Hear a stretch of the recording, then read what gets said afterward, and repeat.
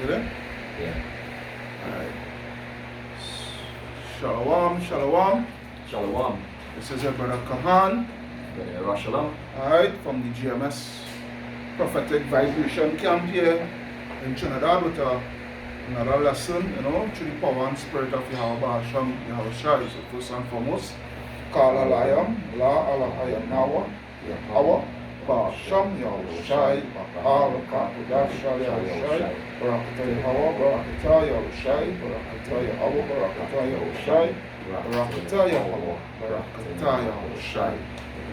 Double honors unto the apostles and the elders of Great Millstone that rule well, who teach us this truth in all truth and sincerity. Shalom and salutations unto the brothers who preaching this truth, it's likewise doctrine through the four corners of the earth, on the highways and the byways, risking their lives and the freedom to do so no more than ever. Peace and blessings unto the speckled bird, shalom unto the speckled bird Israelites who look like the other nations but are Israel through their fatherly lineage, and shalom unto the Aquati sisters, who the very few, that in this truth and staying steadfast for this truth. Alright, so we have a lesson here, a very important lesson, right? A very important video to do for you, brothers and sisters, because as the scripture say, measure the times diligently within itself, and there's what we do and there's what we ought to be doing, and the scripture talk about warning the sheep, and let's go through this here. Yeah, go on now. This 2 Ezra 9 and verse 1, right? 2 Ezra 9 and 1, go ahead. He answered me then and said, Measure thou the time diligently in itself, and when thou seest part of the signs pass, which I have told thee before, then shalt thou understand. Right, go ahead. That it is the very same time wherein the highest will begin to visit the world which he made. And there's what going on here now, the Most High visiting the world in all different forms and fashion, right? Because it's not only through the thunderstorms we see, all these wildfires, the locusts and the coronavirus and all these other diseases and pestilence and whatnot, and the chariot sightings and all these things. He also visiting you through your pocket, through your pocket, right? Through your finance help out, through your financial status. Right. So you bring it down to a low level. Right? Which is part of which for us, we've been enjoying that curse. From Deuteronomy 28. And when it bursts, the Lord say, curses we shall down basket and thy store. Right? So we going through them curses, but now is the time for the whole financial system to be destroyed. Right? This is really the end of the road for the Babylon system, Babylon financial system. Right? Which is a wicked and evil system. Right? So I guess in this video we'll just be going through a history of the US, which is the Babylonian monetary system. Because just as the scriptures say in 2 Ezra 9, the things that were written, because all these things were written in the scriptures for our living and for our understanding. Alright, so we're going to go through all the history of the US dollar, right? How it rose to its strength, right? And how it's coming to demise now. Correct. Alright? So while we're going through, we're going to go through that book, Satan's Angels Exposed, right? From the author Salim Kurban, right? Because we basically learn this book from the apostles, so that's why double honors is due unto them. All the time. For teaching us this truth. Right? Well, we do have the hard copy of the book, but we have got it PDF, and my brother was diligent enough here, to print it out, So all praises to Yahweh Hashem, Yahweh Shai. So this, let's bring it up a bit. Alright, it's in the name of the book, Satan's Angel Exposed. Alright? So we go through and we reference this reference here and putting in scriptures as well for your learning and understanding. Alright? So we'll start basically the US dollar rose to prominence, alright, after World War II. In 1944 there was a United Nations meeting where basically all the big heads of the world, Europeans, came together, and they basically wanted to find a single currency, that they can use, a universal currency, as they would say, that they would use for transactions between and among countries, right? And they developed basically they call it the Bretton Woods system, right? This Bretton Woods system basically was basically back the US dollar was the dollar that they chose to, for transactions, right? Across lines. So basically what they did is that mostly countries of the world would have given over their gold and whatnot to the American Treasury, right? Of course, which later became the Federal Reserve, right? But we get into that a little later on, right? So basically, in order to get, basically when transactions were passed or money was passed, the US dollar was passed, the gold behind the scenes would have been backing that money, right? Because basically at that point in time, there wasn't a fiat system, right? Fiat going into being called into being, right?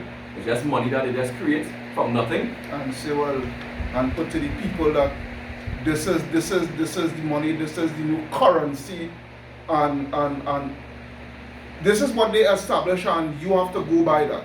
That is where fiat, that what fiat all boils down to. Correct, it's correct. So it has no backing of gold and silver, and basically it's just backed by government promises. Alright? Government say you will be able to use it, so you will use it. Same thing go back, because they was doing that same thing back in the Roman Empire. So it's Rome all again, America is Rome all again. Revise Roman Empire. And that's exactly what it is. And what happened to the Roman Empire? It went down. Alright?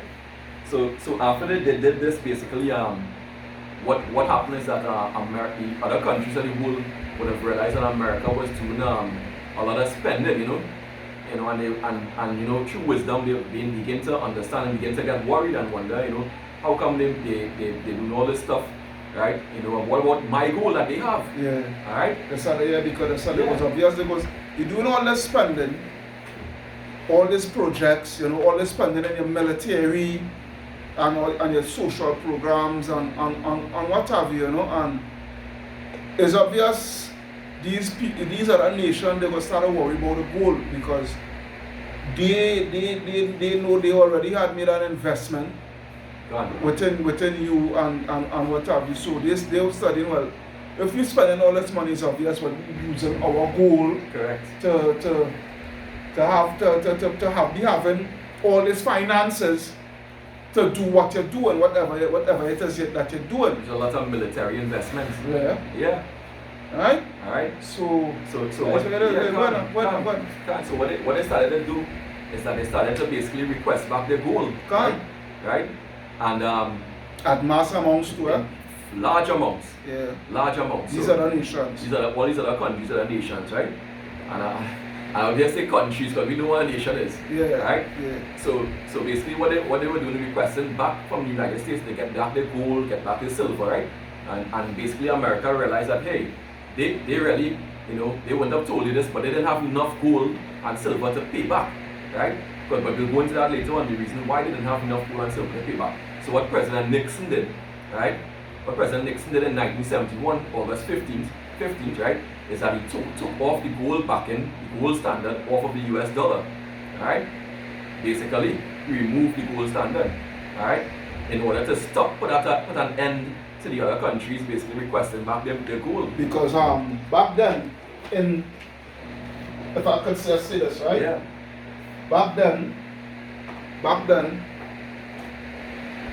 the dollar, like for instance, on our dollar, right, the TT dollar, on the TT dollar, okay, I don't have the old bills, but on the TT dollar here, if anybody, when they pull out your TT dollar, any bill it may be $100, $5, $10, $1, you will see issued in accordance with the Central Bank Act, right? Chapter 7902, right? Whatnot, so forth, right? But back then, with the US dollar, just like how we have on this here, issued back in accordance with the Central Bank, it will mark redeemable in gold. Done. Right, where you could take your US your dollar note, right, and carry it back to the treasury and get gold in return.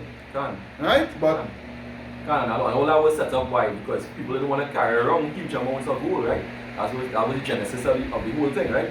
And safety wise, they were afraid to be robbed and whatnot. So so they would have taken the gold, and then when you're ready, you could trade back in this dollar for the same amount in gold.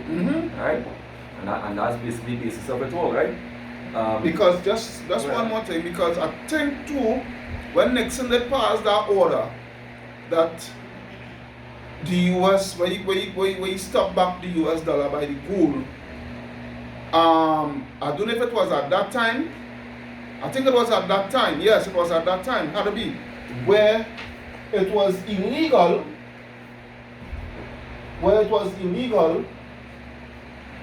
For any US citizen to keep gold. Yeah, correct. It was illegal for any US citizen to have gold within their possession. You would have to make sure and turn here. So a lot of people they had was to end up turning in the gold in order to get dollars. Correct. That is the whole situation. That's the whole situation about going on. That's exactly what it is, because the thing about gold is gold is as the scripture says, gold is a defense, right? But it's also it's a defense and a discipline against mismanagement and corruption, right? Because gold gives you a limit, right? You can't spend more than you have, right? Unlike a fiat currency where you can just print paper money, right? It's endless, right? You just printed thing out and You just printing out that thing here, right? If you won, they won, right? Yeah. They like magic, so if they won and print money, right? Yeah. Federal Reserve, right? And that's really what happened. So, so basically, without any backing, basically there was since 1971, there basically was no surplus budgets. There were deficit budgets because due to the large debt financing. Okay, because you're always borrowing, right? Basically, because there's no gold to back it. So what you would have found as a result of this in the 70s, coming out of that, of course we had a feminism, but also the woman was sent out to work, right? Because why? In order to feed the system, because the debt was getting so high, they needed revenue to come in. So in order to tax the country or the citizens of the country better, these elites, they basically created this contract of feminism, brought women into work and began to tax them. Alright? So women had to go to work for themselves otherwise, because why? They couldn't afford the same standard of living, right? That they were affording before 1971, right? Yeah, because you take away the back end. The intrinsic value. You understand? Take it away. So with that now, everything, inflation starts to take place, everything going up, what not have you. So you would need a two income per family.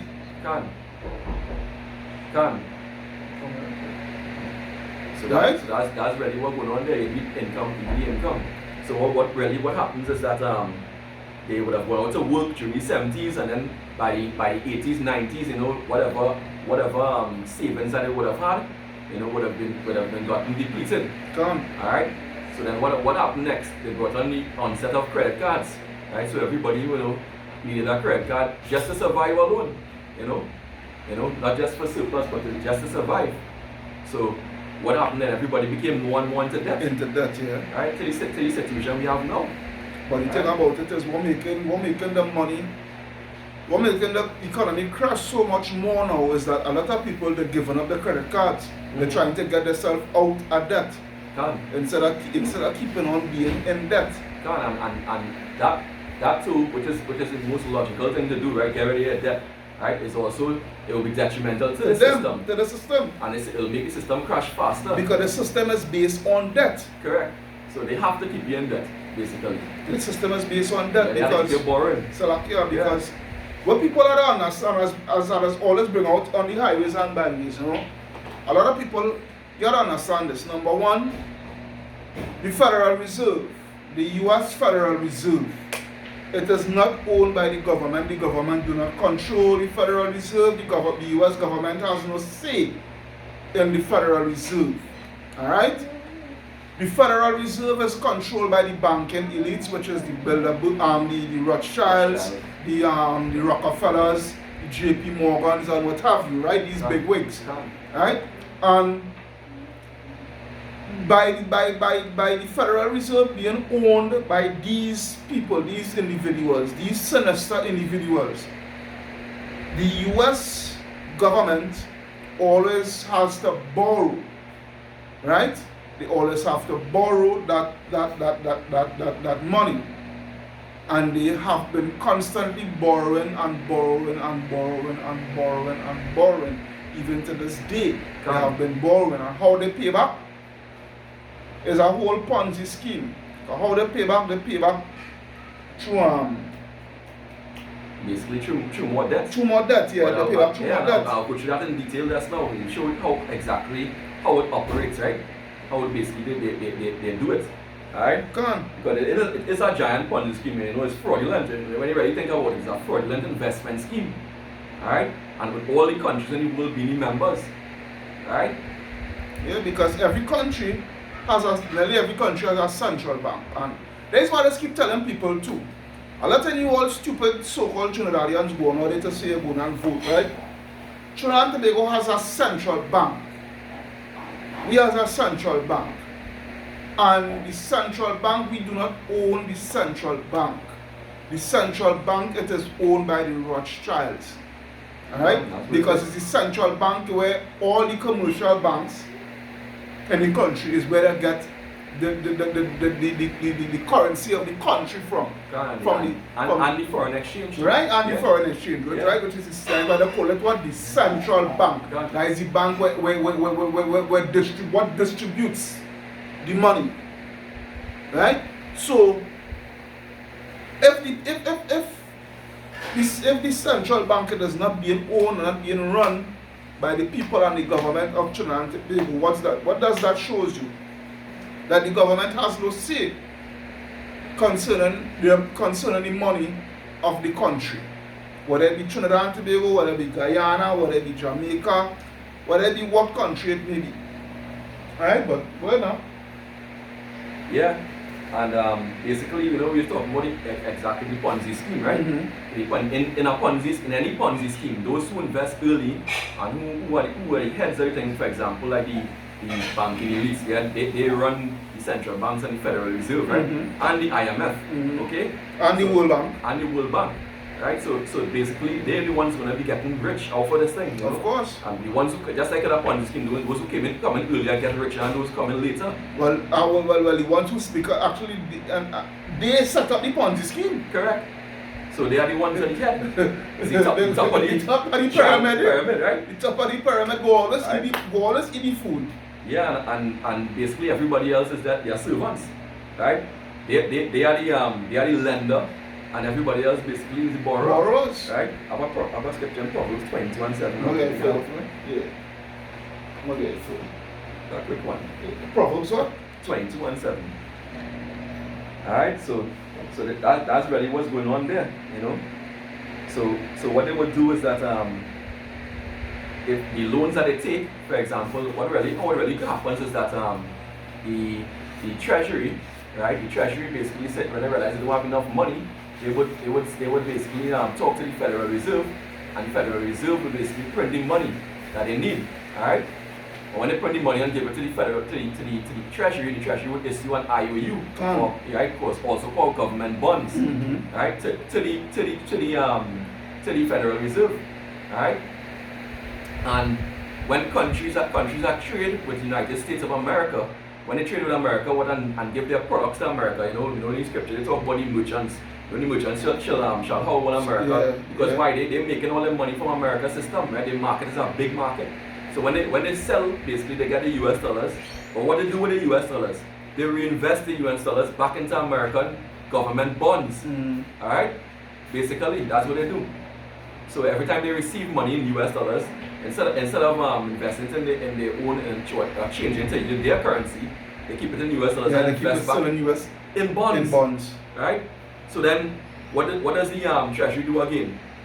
Treasury, in order to pay its debt, it's going to keep on asking the Federal Reserve for more money, right? Which is more IOUs, more government bonds created, right? Just to pay off those same bills and those same debts, right? That it owes to the Federal Reserve, right? And that keeps on going on and on that process, right? Until the debt just goes higher and higher, right? So the IOUs pile up, the government bonds pile up. It's a case where your debt will always be increasing, all right? And throughout the bailouts, the many bailouts that they had, right? Because we know in 2008 there was a big financial crisis, the global financial crisis, the housing problems and all those things like that, the different bubbles, right? And basically what happened there, they just keep on investing money, back into the system. And by doing that, what they do, just kicking the debt or the problem lower down the road. Right? You can't kick in the can, can down the road. Right? Kick it down the road, we will catch up with it sometime. At some point. And when we catch up, we go deal with it, but it's going to come a time. But you just know that when you catch up with it, you can't deal with it. Can't. Because that tin can become a barrel. Yeah. A big heavy one. They can't push it. So you can't move. So it's Proverbs what, 23? I think 22 and 7. 22 and 7, right? I think that's the one there. Yeah. Proverbs 22 and 7, correct scripture. The rich ruleth over the poor, and the borrower is servant to the lender. Yeah, because what we doing is just borrowing. Right? And the Rothschild, the Rockefellers, the Oppenheimers, all these government bankers, they're lending. They're lending. Alright? At high returns. Okay? Yeah, because what was going on too, days where America, because during the years the interest rate goes higher and higher and higher and higher and higher. Correct. Right? And those stay at the interest rate from back then till now, it never still stay the same rate. Can't. So like, it never stay the same rate. So imagine all that borrowing you borrowed over the years, boy. So think about this. Every loan have a principal amount and an interest amount. That make up the total amount of your loan, right? But when you borrow, you don't borrow for principal alone. You borrow for interest. So you always be interest. So let's keep on. As the debt gets higher, it's going to be the interest part portion and the principal portion will become the principal portion of the next debt you take on that debt. Yeah. So then the interest will just keep on adding on and increasing with the amount of amount you're borrowing by.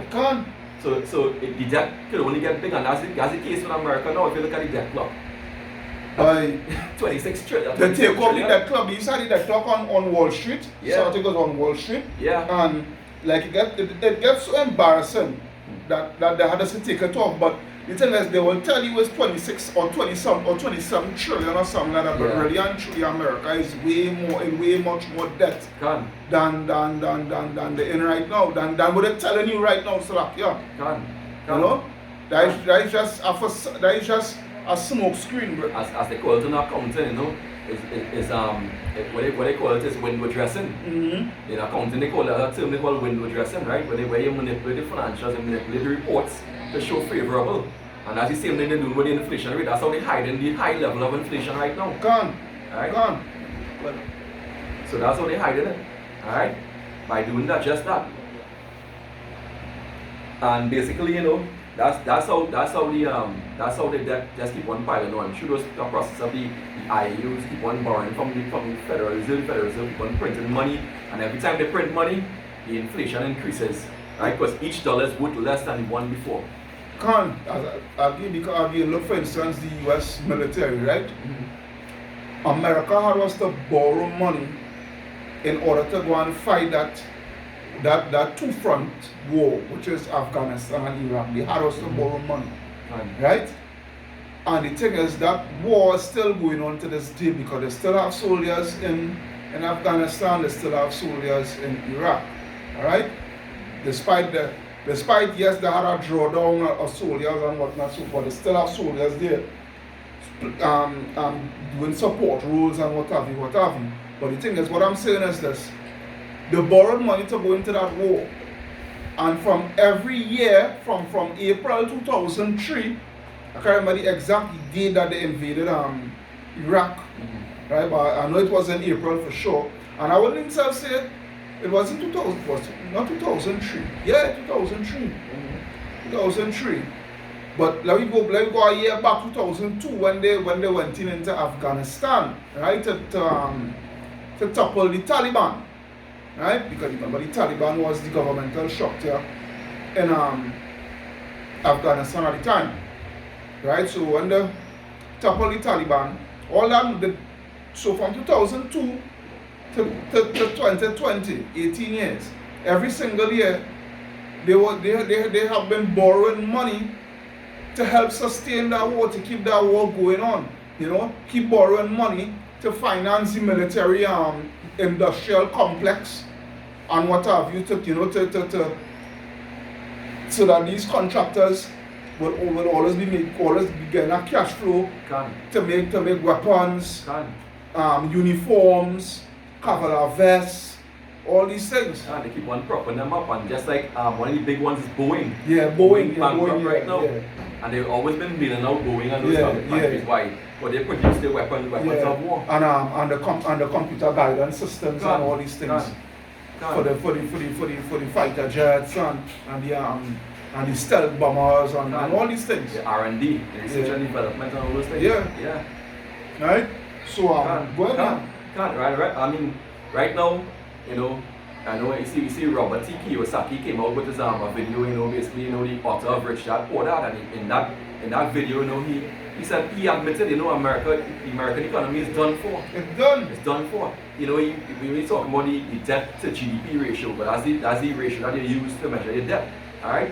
And any country with 90% or more, they basically their currency, they've become bankrupt.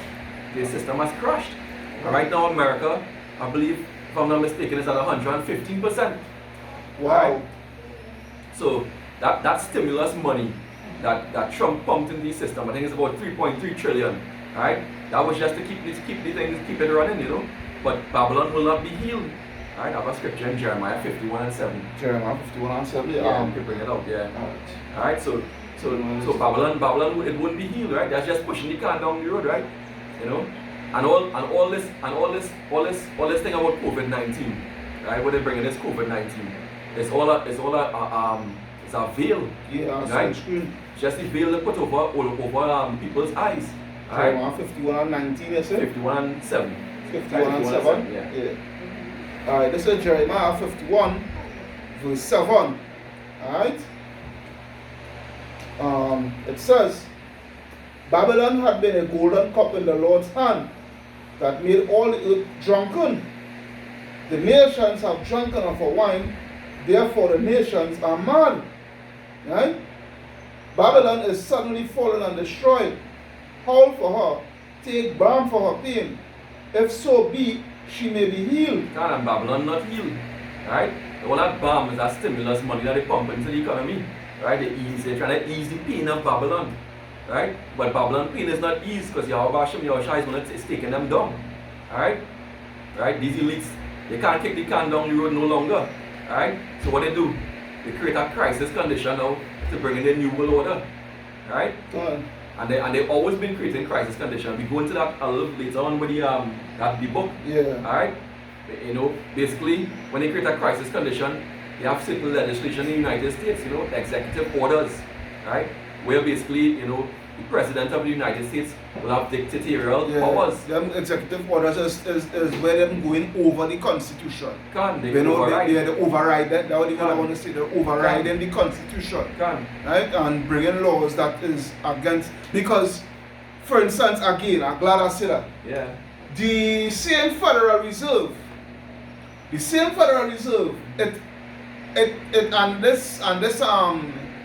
and this nonsense that is Nixon. Yeah, Nixon. Right, that he did. We're taking off the gold off of the US dollar. That is against their constitution. Can't. That what he did was going against the US Constitution, because in their constitution, I don't know which one of the amendments, but it specifically says that the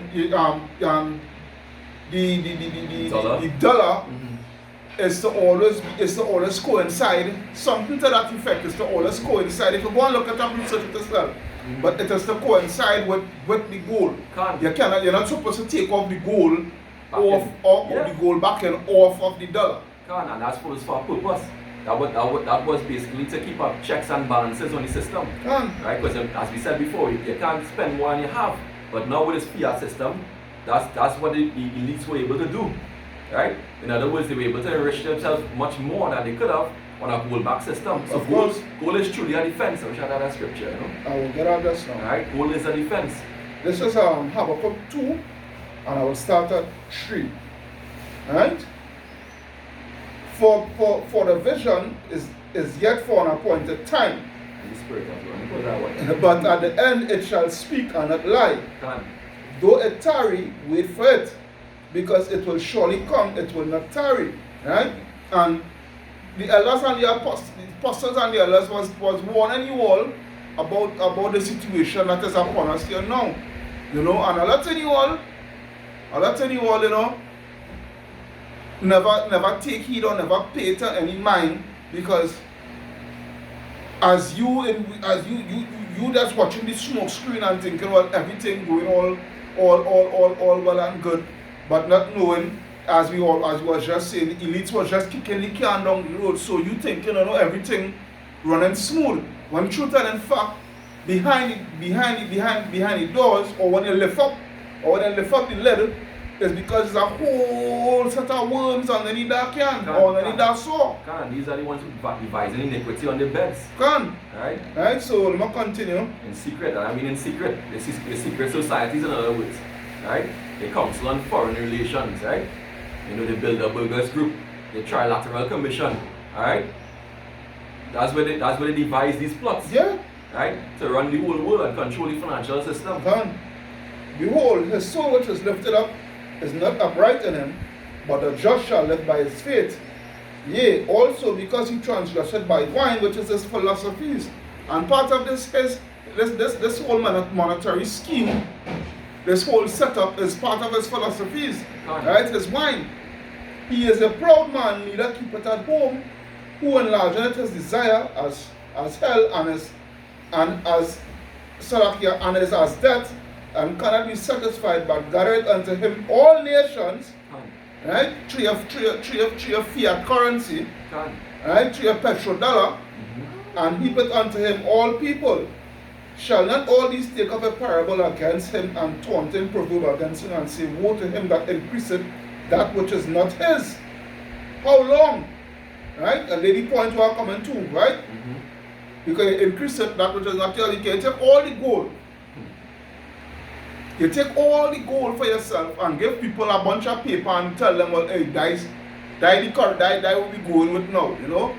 That we using now as money, that we using to do trade and commerce and what have you with. Right? And you hold all the gold, which is the money. True money. The true money, the gold and the silver, it is true money. And if they have the control, they have control of everything. So what they do? What they do with this fiat currency? They have the most amount of the fiat currency, right? So what they do, they purchase assets, right? They buy shares and different things, right? They multiply this money, right? Okay?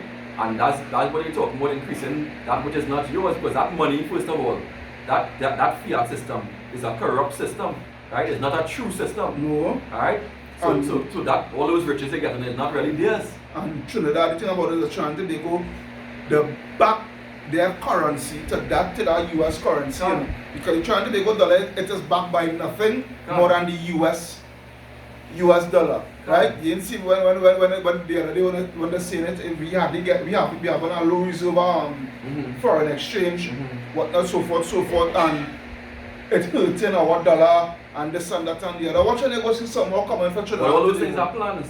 Yeah. Because the plan is a whole scheme to make sure the US dollar stays strong. So the central banks always going to hedge to make sure that the US dollar keeps its value. Right? So what is demand and supply? Right? So what they're gonna do in order to decrease the demand, they reduce the supply. Yeah. Hence the reason why we couldn't get US dollars. Right? So that's the reason why. Right? Because the US dollar is through hyperinflation is devalued. Yeah. So that's why we couldn't get, but they wouldn't tell you that. No. Alright? Woe to him that increaseth that which is not his. How long? and to him that laid it himself would take clay. So we going into that thick clay. Blue Letter Bible. Yeah, into the Blue Letter Bible.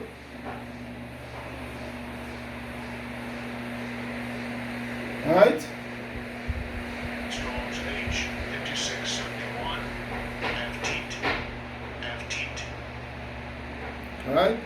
I don't know if you hear about it, I'll repeat it. Strong's H 5671. Pt, right? Pt. Right? Weight of pledges, heavy debts. Right? Weight of pledges or heavy debt. Right? So I'm going into the etymology. To take a pledge, give a pledge for a debt. Right? And this what really went on to, because the US government, because it was a whole stuff behind the door deal. They just show spiritual, this really, it was a whole stuff behind the door deals and whatnot, and assassinations and what have you, in order for the Federal Reserve to be implemented. Correct, is right. Right? So the higher ups, the higher ups in the governmental fraction of the US, right? They made that pledge to the elites, to the Rockefellers and the JP Morgans and the Rothschilds and what have you, to have the American people always in debt. It was a whole conspiracy. Yeah. Alright? So that's where the Council on Foreign Relations come into, because they set up their members and all strategic positions within the government, the US government system. Yeah. Alright? To make sure, yeah, even if the president doesn't want it, he has to follow their orders and the directives. Alright? Because they will pressure him. Alright, so the whole system is set up to be corrupt. The whole system is set up to maintain that system, right? To keep the elites getting rich. Get money, as they say. Get money, as they say. Yeah. Right? Yeah, that's what going on. Right? Going this time. Yeah. Right? Next definition: to take a pledge, give a pledge for a debt. Right? To interchange, to cause to give a pledge. I'm going down to some strong definitions. A primitive root, to pawn,